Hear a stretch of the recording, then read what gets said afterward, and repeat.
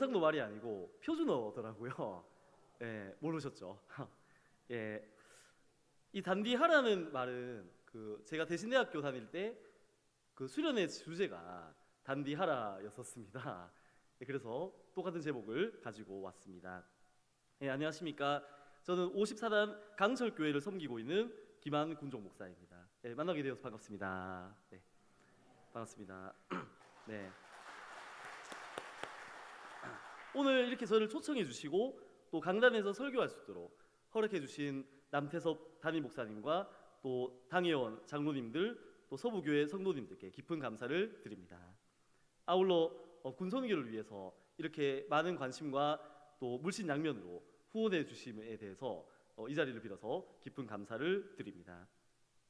아까 말씀드린 것처럼 설교 제목이 뭡니까? 단디하라. 예.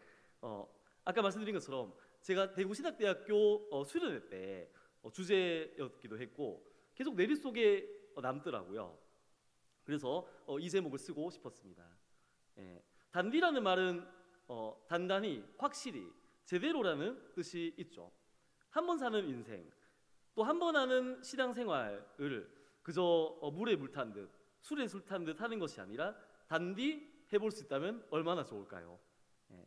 그래서 오늘 저와 우리 성도님들이 그런 심령이 되어서 잘 회개하고 결단하는, 그래서 단디하는 저와 서부교회 모든 성도님들 되시기를 간절히 소망합니다. 저는 군 현장에 10년 넘는 시간을 사역하면서 군 목회라는 말보다 군 선교라는 현장이, 이런 표현이 어울린다는 생각이 많이 듭니다. 우선 회중이 계속 바뀌는 거예요. 대부분은 한 80% 이상이 용사거든요. 예전엔 병사라고 했는데 또 인권 때문에 용사라고 그 용어가 바뀌었습니다. 어쨌든 요즘은 18개월 동안 근무를 하면서 입대와 전역을 반복합니다. 근데 훈련소에서 한 5주 정도 시간을 보내고 또 후반기 교육을 3주간 받고 자대 배치를 받게 되면은 받게 되고요. 또 뭐 휴가, 출타 이런 것들을 하게 되면은 그 군인교회에 나올 수 있는 시간이 대략 1년 남짓 정도가 됩니다. 또 간부와 군인 가족들도 짧으면 1년, 보통은 2년 정도 이렇게 복무를 하고 다른 부대로 이동을 합니다. 예. 우리 여기 계신 우리 성도님들 중에서는 초창기 멤버들은 뭐 수십 년 또 교회를 다닌 분들도 있겠지만은 군인교회는 그런 사람들이 거의 찾아보기가 어렵습니다. 심지어 저 같은 군종 목사들도 2년에 한 번씩 이동을 하는 구조가 되다 보니까 한 곳에서 정착하거나 뿌리 내려서 사역하는 것은 환경이 아닌 것이죠.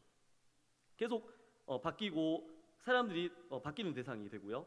특별히 장병들을 대상으로 복음의 씨를 뿌리는 사역을 계속 감당을 하고 있습니다. 저도 아까 뭐 그 소개했던 PPT가 있는데 54단 강설교회에 있습니다만은 8번째 부대가 되겠고 현재 한 11개월, 15일 정도 근무를 했기 때문에 또 내년 이맘때가 되면은 이동을 해야 합니다. 그래서 군종 목사님들의 교단도 다르고 저 직전에는 순복음 교단 목사님이셨거든요. 그래서 어떤 목회 철학이나 마인드도 다를 수 있기 때문에 야, 참 군선교라는 말이 너무나 걸맞다 이런 생각을 해보게 됩니다. 아울러 계급 사회도 군선교의 특색이라고 할 수 있겠습니다. 군대에 있어서 주 대상은 장병, 그러니까 용사들이지만은 또 실제로 교회를 운영하고 행사를 준비하는 이런 사람들은 계급이 높으신 분들이거든요. 그러니까 간부와 군인 가족들. 그래서 장병, 군종병, 찬양팀. 또 우리 이제 일반 민간 교회에서는 민간 교회라는 표현이 좀 이상하지만은 그 남전도회가 있는데 저희는 MCF라고 합니다. MCF. 밀리터리 크리스천 펠로우십이라 해서 그 기독군인연합회, 또 여전도회, 주일학교, 민간 성직자 등등 다양한 신분과 계층을 잘 통합할 수가 있어야 되더라고요. 그래서 다른 상황 속에서 잘 융화되는 그 조직이 되는 것이 참 중요하다는 생각이 들었습니다. 때때로 보면요, 현역과 예비역, 민간인이 하나가 되지 못하고 반목하는 경우들을 많이 보게 되었습니다. 그래서 교회 안에서는 지위고하를 막론하고 서로 한 형제 자매다, 하나다라는 점을 이렇게 잘 받아들여야 되는데 사람마다 또 생각이 다르지 않겠습니까? 그렇기 때문에 군종 목사가 그 해당 부대 담임 목사로서 그런 하나 되는 역할을 잘 하게끔 하는 것이 너무나 중요하다는 생각을 해보았습니다. 저희 26년도 강철교회 교회 표도 연합하는 교회이고 그 표 말씀이 빌립보서 2장 3절이거든요. 나보다 상대방을 더 낮게 여기라라는 그 말씀인데 계급을 뛰어넘어서 그 사람의 하나님 그 사람 안에 있는 하나님의 형상을 보는 그런 연습을 하자는 것으로 저희 교회 표를 그렇게 삼았습니다. 주님 은혜로 활기차게 또 기쁨으로 군사역을 감당하고 있었습니다. 그래서 나름대로 어디서든지 나름의 은혜가 있었고 주님의 뜻이 있었다는 생각을 해보는데요.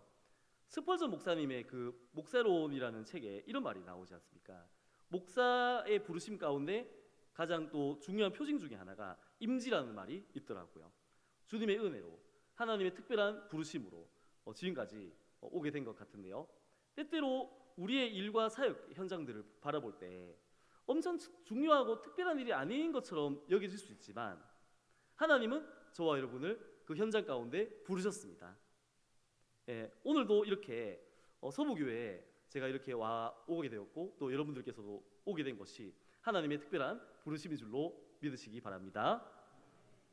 평소에도 부르심에 대해서 많은 묵상과 함께 감사를 해보게 됩니다. 우리 성도님들도 주님께서 다양한 삶의 현장에서 부르셨을 거예요. 나를 특정한 일터로 또 가정으로 서부교회로 인도하셨죠. 제가 얼마 전에 그 설교 제목이 참새를 파는 사소한 일마저도 하나님 허락 없이는 이루어지지 않는다 이런 설교를 한 적이 있는데요. 그러니까 하나님의 섭리가 있는 거죠. 부르심이 있고 모든 것이 은혜이고 주님의 부르심인 것입니다. 그리고 그 부르심의 현장 가운데 우리가 감사해야 할 이유는 비록 우리의 어떤 직분과 상황, 형편이 다르지만 주님이 이 모든 것을 주관하시고 또한 우리에게 주셨기 때문에 감사밖에 없는 것입니다. 남들과 비교하는 것이 아니라 오히려 낮은 곳에서 섬긴다고 여겨진다 할지라도 더 기뻐하는 영성을 갖추는 저와 성도님들 되시기를 소망합니다. 제 사역을 잠시 소개해드리면서 또 설교 말씀도 간략하게 전해보고자 합니다. 군종 목사의 사역은 크게 6가지 정도로 정리를 해봤습니다. 첫 번째는 좀 표현이 이상하실 수 있는데 종교 업무라고. 왜냐하면 저만 있는 게 아니고요. 저희 신부님 목사님도 함께 군종실에 있습니다. 그래서 그런 통합하는 용어를 쓰다 보니까 그렇게 쓰게 되는데 그래서 동일하게 저희들도 예배를 드리고 있습니다. 새벽 기도회, 근데 꼭 기도회도 부대 안전 기도회라고 표현을 많이 합니다. 그리고 여러 가지 MCF 부대 안전 기도회, 그리고 성경 공부, 전입 전출 시 이사 예배를 드리고 장례 지원 이런 예배들도 있습니다. 또 그 관문 선교지라고 하거든요. 그 군인화가 되는 과정을 겪기 위해서 육군 훈련소나 또 관문 선교지에서 많은 훈련병들이 들어왔을 때 또 부대 교회에서 진중 세례식도 자주 거행하는 편입니다. 그 두 번째 교육과 선도 업무인데요. 부대에서 꼭 실시해야 되는 교육 중에 자살 예방 교육이 있거든요. 그 종교를 통해서 자살률이 급감하는 것은 실제로 데이터로도 증명이 되어 있습니다. 어쨌든 그 자살 예방 교육, 사생관 교육이라는 것은 삶과 죽음을 바라보는 관점에 대한 교육이거든요. 내가 오늘 죽더라도 가장 가치 있는 일은 무엇일까? 이것을 생각하면서 전시에 임무 수행을 잘할 수 있도록 하는 이런 교육이 되겠습니다. 또 회복 살려성 교육. 요즘 용사들이 많이 이렇게 약한 부분이 있기 때문에 또 그런 역경을 극복하는 힘을 기르는 이런 심리 교육도 하게 되고요. 선도는 쉽게 말하면은 그 올바른 길로 이끈다 이런 뜻이 있잖아요. 그래서 힘들고 어려운 장병들을 잘 이끄는 부분 이런 것으로서 병영 상담이나 각종 위문 때 위문 활동들이 대표적인 예가 되겠습니다. 저도 기억나는 것이 행군할 때 새벽 2시 50분에 그 군종 목사님이 주셨던 햄버거가 아직도 기억에 남거든요. 비록 작은 것이지만 그때만큼은 얼마나 힘들고 또 지쳐 있는 상태인데 또 장병들의 사긴 진작에 큰 힘이 되는 것이 저도 참 큰 보람이었다는 생각을 해봅니다. 다음 대민 업무는 민군 연합으로 이루어지는 모든 일들을 말하는데요. 이렇게 연합해서 함께 예배를 드리는 것, 더 나아가서 자매 결연을 통해서 함께 또 군과 민이 이렇게 연합하고 더 상생하는 것, 이것이 대민 업무의 중요한 부분이 될 것입니다.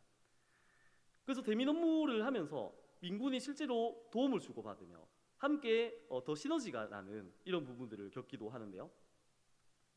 이 보시는 사진에는 최근 군선교연합회 대경지회를 방문한 사실인데, 이렇게 군선교를 위해 돕는 유관기관, 이런 이제 민간 기관과 협력하는 일들도 대민 업무가 되겠고, 또 작년에는 수해 복구가 많이 이제 산청에서 그런 재해가 있었기 때문에 저희들이 가서 막 복구 작업도 돕고, 군종실에서는 또 그 많이 장병들을 위로하는 이런 행사 일들도 했었습니다.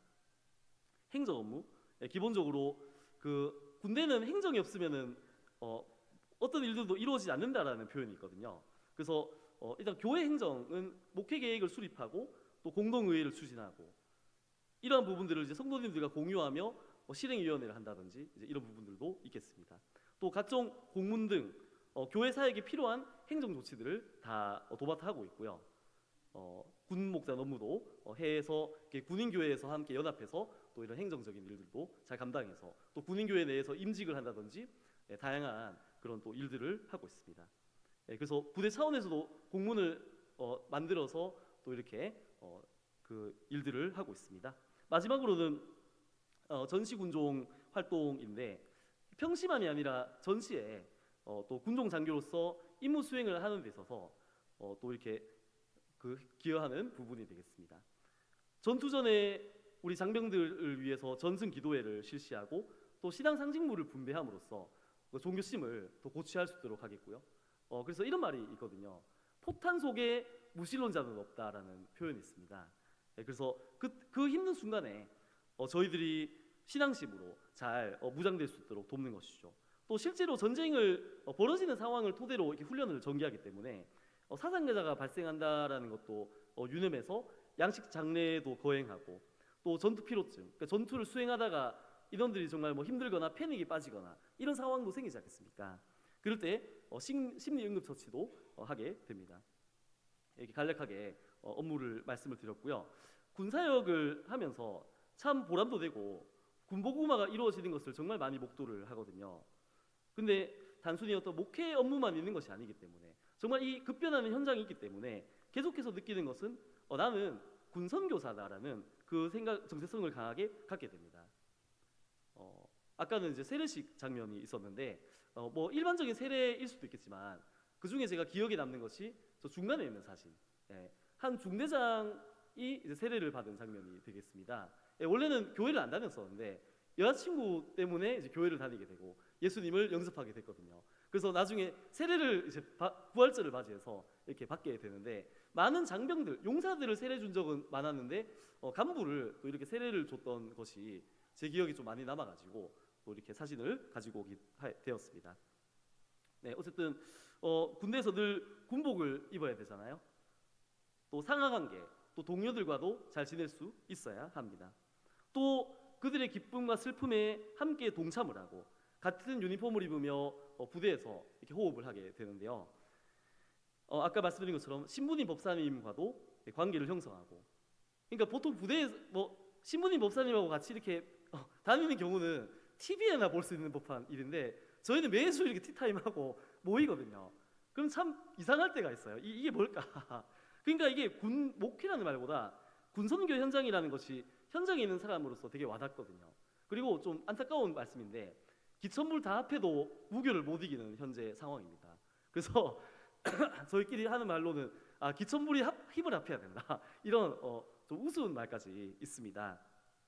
근데 중요한 것은요, 우리 모두가 사실은 이런 군선교에 관심만 있다면 동참을 할 수가 있고, 또 외롭고 힘든 장병들에게 복음을 전해주며 그들에게 직접적이고 간접적인 힘을 줄 수 있다는 것이거든요. 나름의 개성과 나름의 위치에 있다가 이 갑작스럽게 군대를 오게 되면 환경의 변화, 그리고 같은 군복을 입으며 그렇게 용사로서 또는 간부로서, 초급 간부로서 임무 수행을 하게 됩니다. 특히 의무복무로 온 그 용사들의 마음이 어떨까요? 요즘 뭐 18개월밖에 안 되니까 금방 끝난다, 뭐 별로 안 힘들다 이런 말 할 수 있는데 저는 이 용사들을 볼 때마다 한 단어가 떠오르더라고요. 그 시편에 등장하는 음침한 골짜기라는 이런 표현입니다.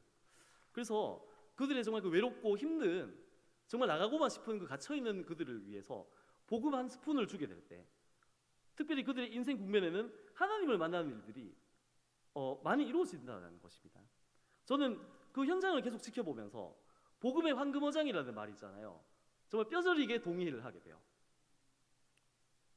단순히 저 한 사람 때문은 아니지만 군선교를 위해 수고하는 수많은 그 손길들을 통해서 이런 일들이 정말 조금만 관심을 가지면 활성화가 되고 잘 추진된다는 점을 목도하게 됩니다. 반대로 그냥 넉놓고 방치하면 그 황금어장의 기회를 놓치는 경우를 번번이 보게 돼요. 복음은 그 상황과 형편과 관계없이 놀랍게 전파되는 것을 이미 초대교회의 역사를 통해서 또 수많은 이런 여러 현장들을 통해 볼 수 있지 않겠습니까? 지금도 복음의 확장이 진행 중이지 않겠습니까? 오늘 이 시간을 통해서도 우리가 그 복음의 능력을 함께 누리면 좋겠고, 특별히 우리 모두가 기도하며 관심을 가짐으로써 작은 군선교사가 될 수 있게 되면 좋겠습니다. 대한민국 남성이라면 누구나 가야 하는 군대, 이 신성한 국방의 임무를 수행하는 우리 장병들, 또 그들과 함께하는 군인 가족들을 위해서 저와 우리 성도님들께서 기도해 주시고 작은 힘이 되어 주신다라고 한다면 군대에 있는 많은 청년들과 군인 가족들의 영혼이 살아날 것입니다.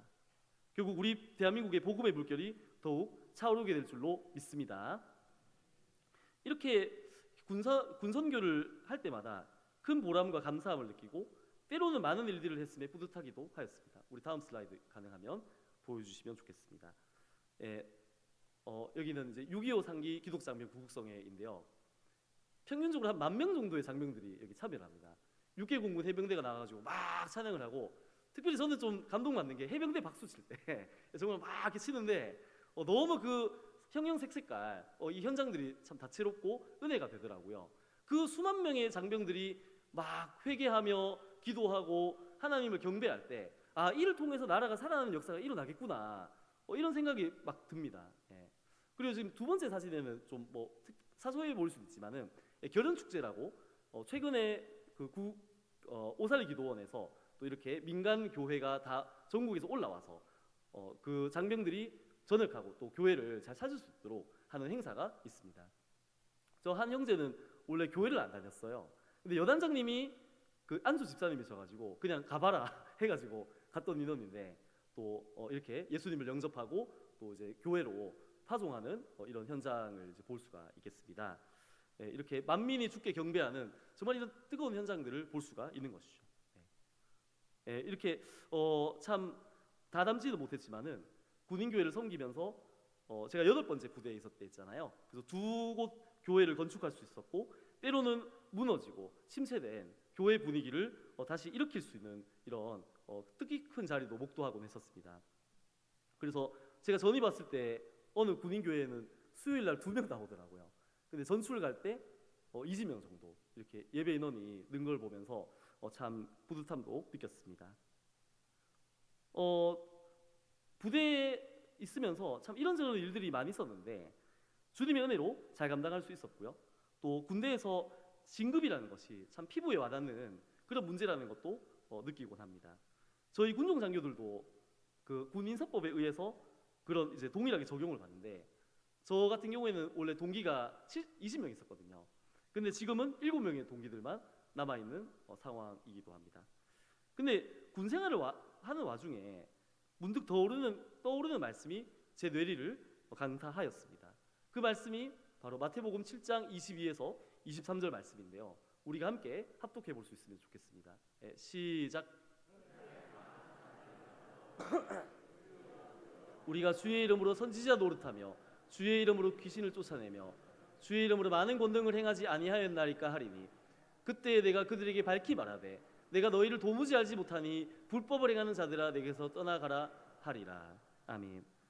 아무리 유능한 목사로 존중받을지라도 또 주님의 이름으로 기도하는 가운데 귀신을 쫓아내며 막 장병들이 살아나는 능력을 보게 될지라도, 많은 능력을 행해서 놀라운 전문성과 탁월성을 가지고 지휘관과 또 많은 사람들로부터 인정을 하고 많은 일들을 이루었을지라도 하나님은 이와 무관하게 말씀하실 수 있겠구나. 저로 예를 들면은 아무리 군종 목사로 제가 뭐 군종감 실장이 되고 높은 계급으로 진출한다 할지라도 나를 통해 많은 영혼이 치유되는 역사가 일어날지라도 군부대 군종 장교로서 많은 일들을 행하고 명예와 존중을 받는다고 할지라도 주님이 도무지 나를 모르겠다라고 하시면 어떻게 될까? 그래서 두렵고 떨리는 말씀이더라고요. 물론 아까 말씀드렸던 이런 일들이 정말 소중하고 또 반드시 추진해야 할 중요한 사역이기도 할 것입니다. 그러나 고린도전서 13장 말씀을 자주 묵상하고 납니다. 사랑이 없다면 어떻습니까? 아무리 성경의 비밀을 꿰뚫고 있다 할지라도 심지어 나의 몸을 불사르게 내어준다 할지라도 무용지물이 되고 만다고 하지 않습니까?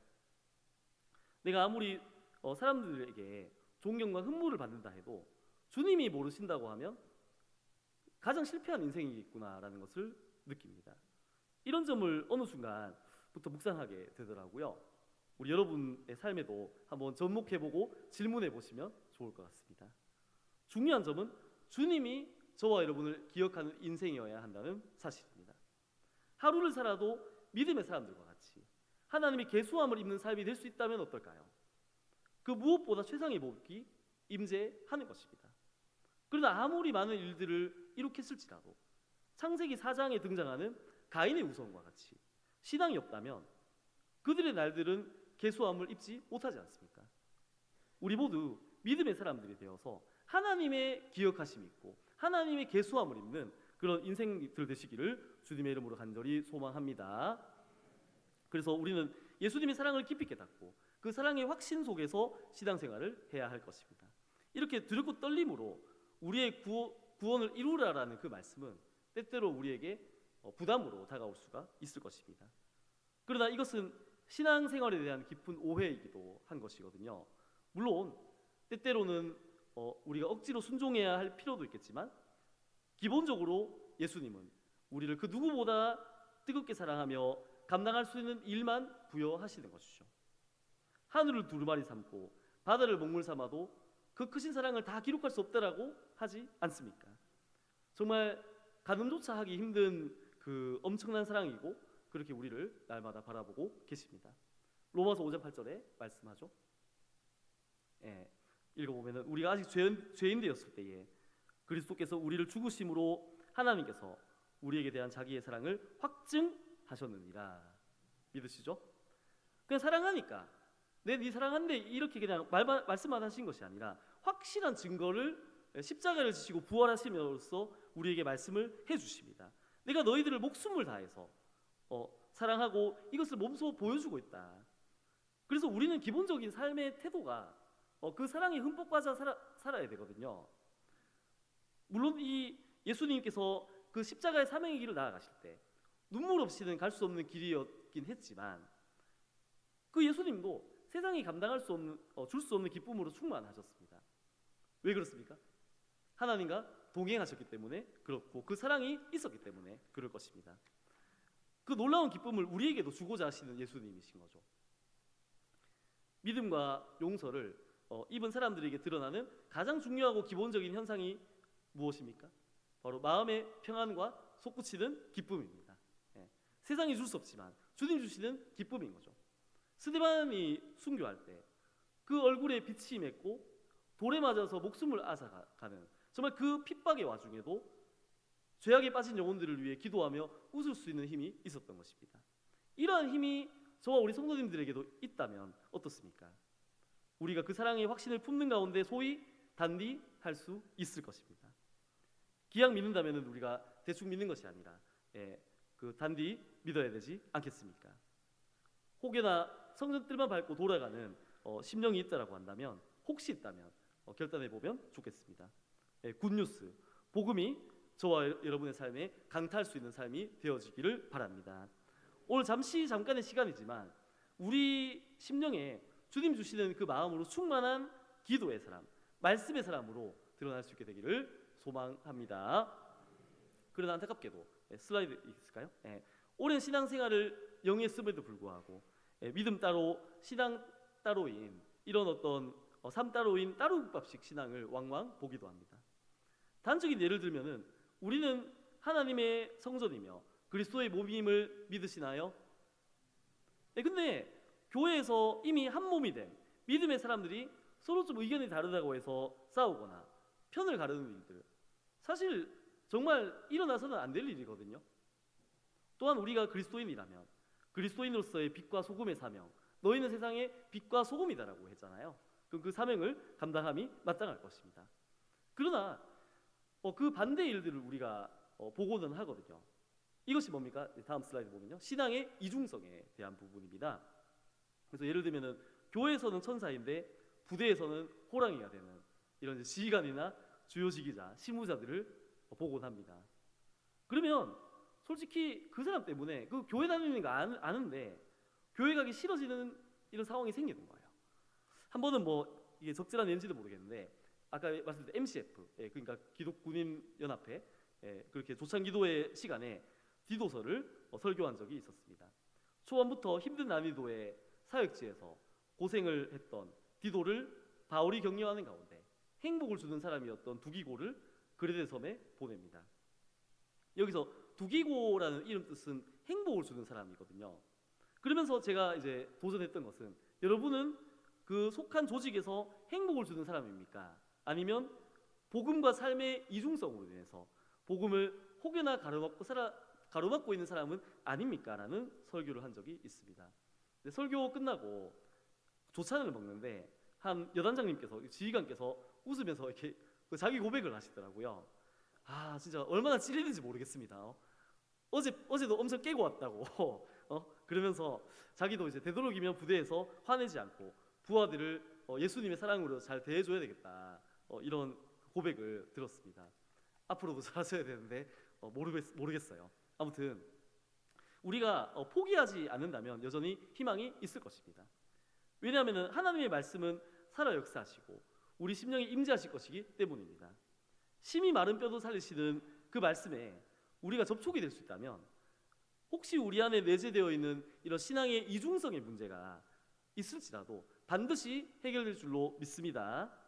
근데 이런 회개가 온전히 이루어지지 않는다면 어떨까요? 나이가 든다고 해서, 시간이 흐른다고 해서 해결되는 일이 결코 아닌 거예요.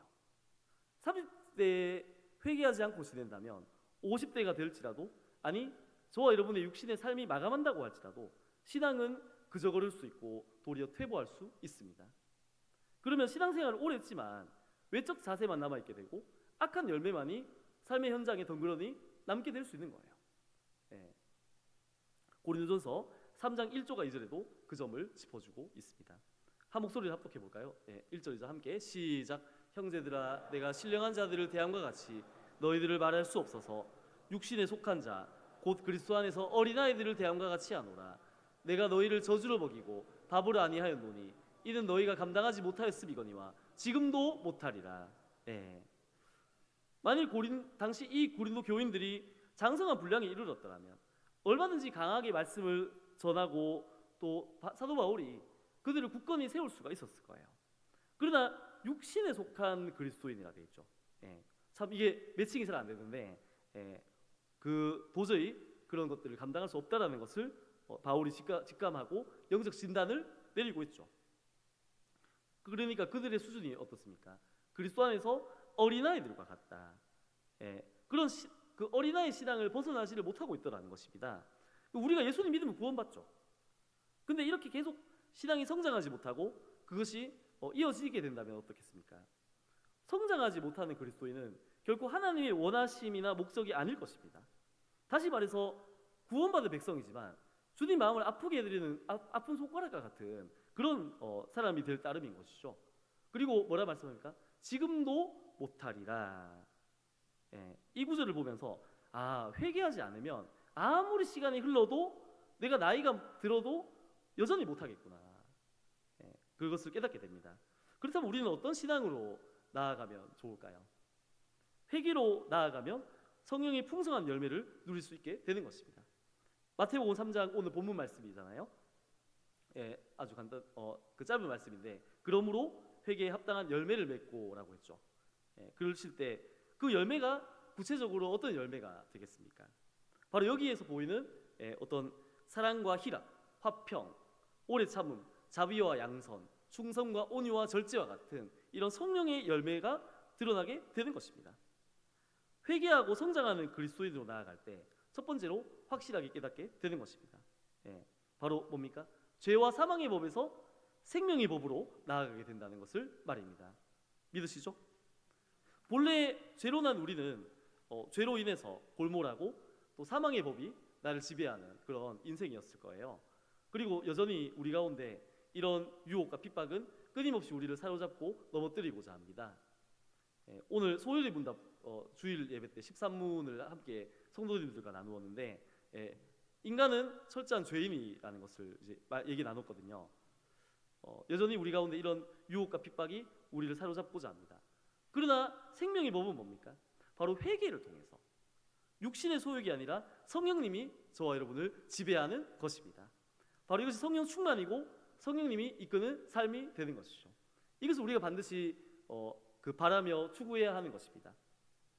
두 번째, 그렇게 회개하면서 어떻게 됩니까? 성령의 9가지 열매를 맺는 삶으로 나아가게 된다는 것이죠. 그래서 이런 말이 있죠. 육체의 소욕은 성령을 거스르고 성령의 소욕은 육체의 소욕을 거스른다. 물과 기름의 관계이지 않겠습니까? 그 가운데 갈라디아서 5장 24절에 말씀합니다. 제가 읽겠습니다. 그리스도 예수의 사람들은 육체와 함께 그 정욕과 탐심을 십자가에 못 박았느니라. 우리 가운데 그런 육체의 욕심이 수면 위에 오를 수가 있죠. 죄의 DNA가 있으니까. 그리고 그 가운데 정욕과 탐심은 우리를 괴롭히는 주범인 것입니다. 아담도 하와도 선악과를 먹었을 때 내가 하나님과 같이 되리라고 생각했지만은 알고 보니까 정욕과 탐심의 그 울타리에 갇히게 된 꼴이 되었지 않겠습니까? 근데 예수님께서 모든 인류의 죄악을 뒤집어 쓰시고 십자가를 못 박히시며 다 이루셨습니다. 믿으시죠?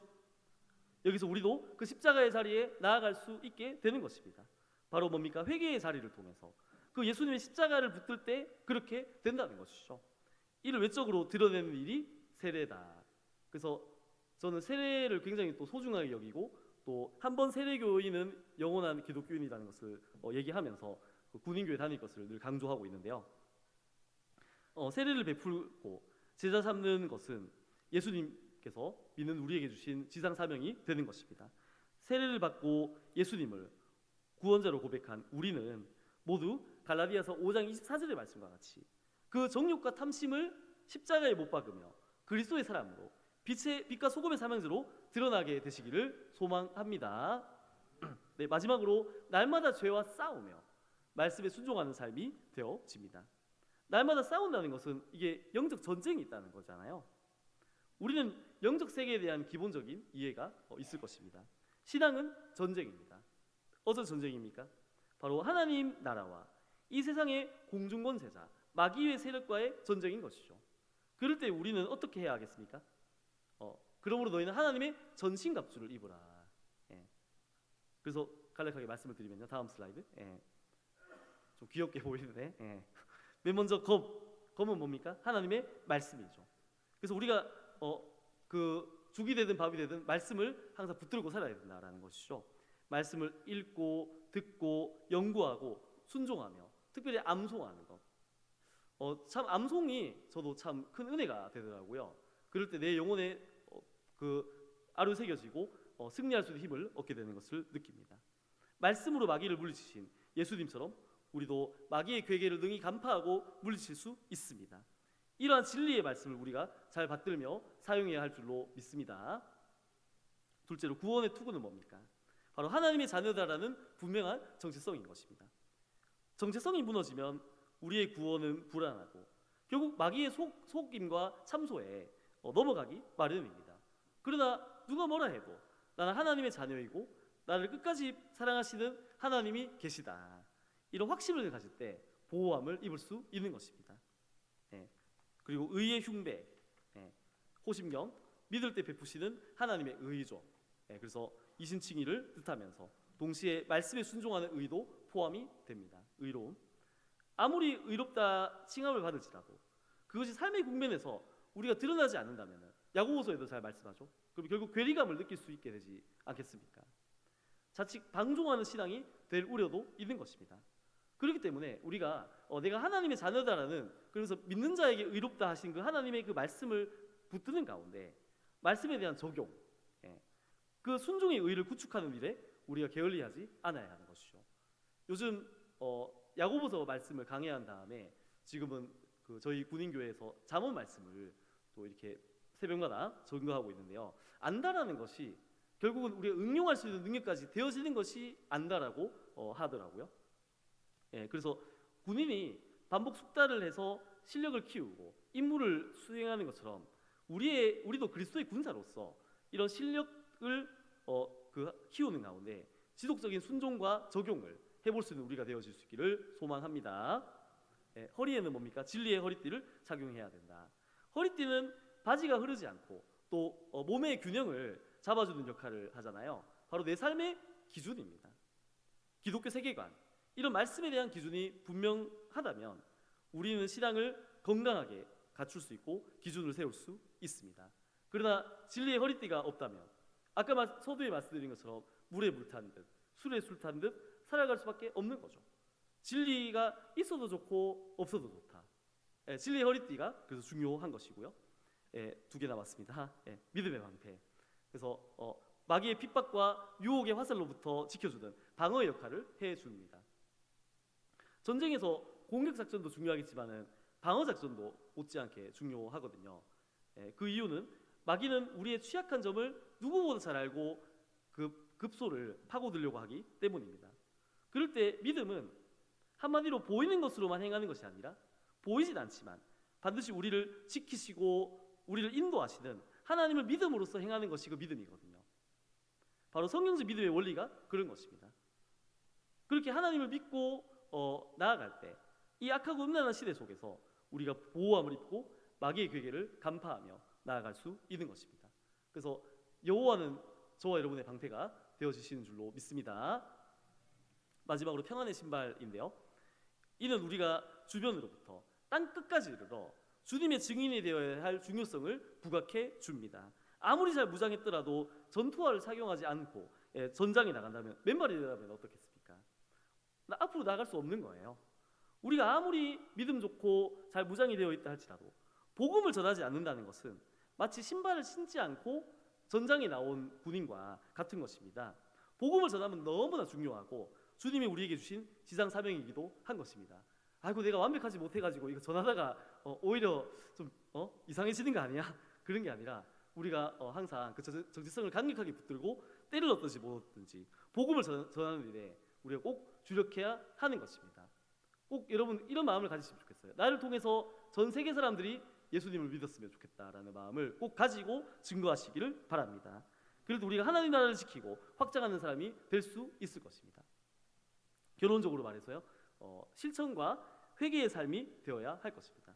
먼저 첫 번째는요, 두렵고 떨림으로 저와 여러분의 구원을 이룰 수 있기를 소망합니다. 이것은 단순히 두려움이나 아이고 이거 해야 된다 이런 의무감에만 휩싸이는 것이 아닙니다. 사명의 길은 찬란한 기쁨도 있지만 동시에 쉽지 않은 길이기도 한 것입니다. 주님이 붙들어 주시지 않으면 온전히 걷지 못하는 거죠. 그러므로 하나님을 경외하는 가운데 내가 악하고 게으른 쪽으로 드러나지 않도록, 다시 말해서 하나님의 기억하심에 들어야 한다는 그 마음을 가지고 아까 봤던 마태복음 7장 22에서 23절의 말씀을 정신을 기억하는 우리가 되어야 할 것입니다. 두 번째로 구체적인 행동으로 드러나게 되면 좋겠습니다. 근데 그러기 위해서 여기 성경이 좀 작아서 안 볼 수 있는데 로마서 16장의 표현처럼 또는 잠언 31장에 나오는 현숙한 여인처럼 온 사람들이 내가 그리스도의 사람으로서 신실하고 성실하게 살아가고 있음을 보이는 것이 참 중요한 거예요.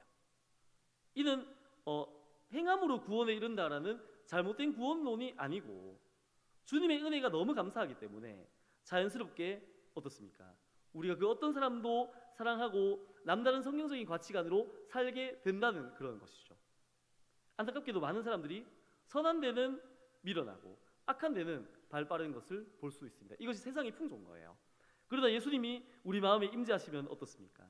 온 사람들이 놀라고 그 빛과 소금에 감화하는 일들이 반드시 벌어지게 된다라는 것입니다. 그래서 선한 데는 지혜롭고 악한 데는 미련한 저 우리 모든 성도님들 되시기를 간절히 소망합니다. 오늘 마지막으로는 마태복음 3장 8절 말씀처럼 열매 맺는 우리들의 신앙의 결론이 되어야 할 것입니다. 성령의 열매는 결코 내 힘으로는 되지 않겠죠. 그렇기 때문에 우리는 반드시 기도를 놓치지 말아야 하는 것입니다. 결국 열매 맺게 하시는 분은 하나님 아버지시죠. 근데 그런 부분에 있어서 주님 말씀이 공급될 때 우리의 마음이 좋은 맛이 되는 것, 옥토가 되어 있어야 되겠죠.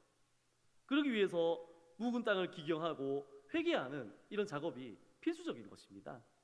여기서 기도라는 게 뭐겠습니까? 어리석고 잘못된 나를 진정 바라보게 해주고 또 하나님을 간절히 찾게 해주는 매우 중요한 길이 되더라는 것입니다. 오늘 그래서 회개라는 주제로 결단, 단디해보자라는 말씀을 전하였습니다. 주님의 기억함을 입는 우리 모두가 되어지기를 원합니다. 아울러 우리에게 주신 그 말씀과 기도를 통해서 회개의 자리에 나올 수 있게 되면 좋겠고요. 진정 성장하고 성숙하는 저와 여러분들의 그런 아름다운 신앙이 되어지면 좋겠어요. 그럴 때 우리가 주님 앞에 섰을 때 내가 니를 도무지 모른다가 아니고 단디한 우리를 보면서 착하고 충성된 종으로 드러나게 될 줄로 믿습니다. 영원토록 천국에서 충만한 기쁨으로 만나게 될 줄로 믿습니다. 우리 잠시 합심해서 잠시만 기도하고 제가 기도할 수 있도록 하겠습니다. 먼저 나라 민족을 위하여 함께 기도했으면 좋겠습니다. 이 땅을 주님께서 불쌍히 여겨주시고 또 우리의 기도를 통해서 나라가 살아나는 역사가 온전히 일어나게 하여 주시옵소서. 두 번째로 국군 장병들을 위하여 기도하겠습니다.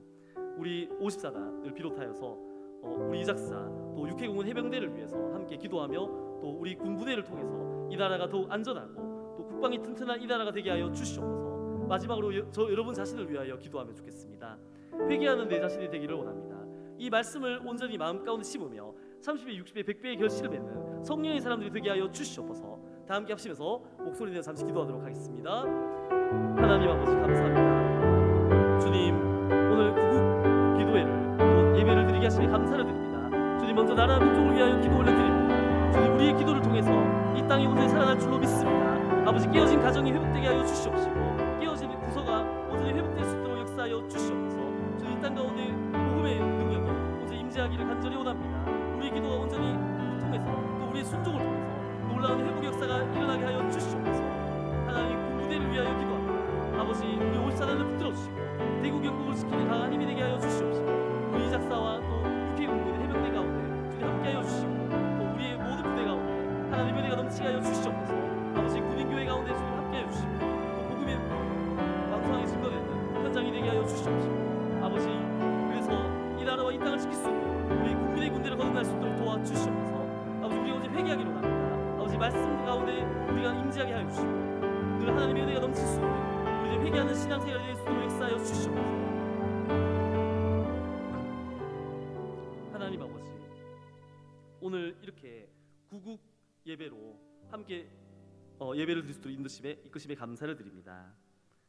하나님 우리의 마음을 주장하여 주시고 또 우리가 하나님께 영광 돌리며 이 땅을 지킬 수 있는 복된 우리들의 모습이 되게 하여 주시옵소서. 하나님 이렇게 나라를 위해서 또 민군연합으로 예배를 드리게 하심에 감사합니다. 주님 우리의 이 신앙이 온전히 회복되게 하여 주시고 회개하지 못했던 부분들이 있다면은 또 우리가 말씀을 통하여서 깨달으며 회개할 수 있는 복된 우리 모두 되게 하여 주시옵소서. 신앙의 이중성을 극복하며 온전히 하나님께 영광 돌리는 귀한 신앙이 되어지게 하여 주시옵시고 우리의 내면의 쓴뿌리를 치유하며 온전히 그리스도의 군사로 드러나게 하여 주시옵소서. 하나님 또 이렇게 민군연합으로 예배드리게 하심에 감사합니다. 우리 군부대가 온전히 소생하기를 간절히 원합니다. 여전히 마른 뼈와 같이 또 하나님을 온전히 믿지 아니하고 방황하는 많은 영혼들이 있습니다. 그 영혼들이 말씀을 통해서 복음의 능력을 통해서 일어나고 회복되는 역사를 목도하게 하여 주시옵시고 우리의 기도를 통해서 54단이 살아나고 각 부대가 소생하고 회복되는 역사를 목도하게 하여 주시옵소서. 하나님 우리가 작은 군선교사가 되어서 또 군 복음화에 또 역할을 감당하게 하여 주시고 또 이를 통하여서 하나님 영광 받아 주시고 또 다음 세대가 살아나는 역사를 친히 보게 하여 주시옵소서. 오늘 예배 가운데도 함께 하시고 우리를 회개의 자리로 이끄신 주님께 감사를 드립니다. 모든 것 감사드리며 살아계신 예수님의 이름으로 간절히 기도드립니다.